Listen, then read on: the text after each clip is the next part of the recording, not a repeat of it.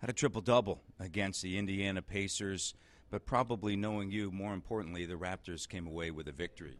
Oh yes, we needed one. I think we worked so hard during the training camp, during all those games, and I think our record didn't show how well we were playing or how hard we were working. So it was a good one for the team. I think we needed that confidence back, and hopefully we can, start over from there.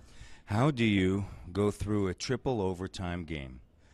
And at the end of regulation, by the way, Al Jefferson 1 of 25 lifetime from three-point range. He makes a shot. You end up losing triple overtime. You get in at 3 in the morning, but yet you find it within yourself to come out and perform the way you did against Indiana.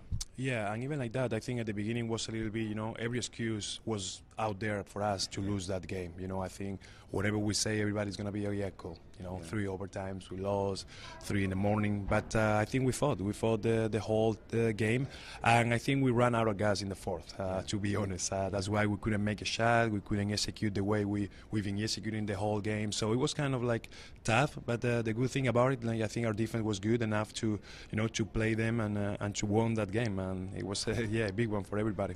All right, so now you have a couple of days, and then you take on the Boston Celtics here this afternoon, a team that you've actually won 2 games in a row against. However, you've lost 8 in a row here in Boston. Last time you were here was a loss 100-64. What are some of the things that are going to happen here today?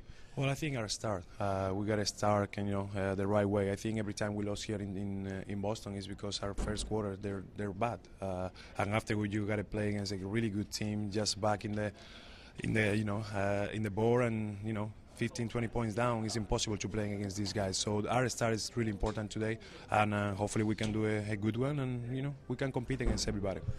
When you look at some of your teammates, specifically DeMar DeRozan, he's really playing at a high level. You've played with him, obviously, since he got into the NBA. What do you think has changed in his game? Well, I think a little bit everything. I think like you say, I've been with him since day one, and I know how he's been working, hard work. He's a great guy, great teammate. So happy to see him back in, and doing the thing he's doing right now. I think he's improving. His jumper is better. His post moves are better. He's more aggressive.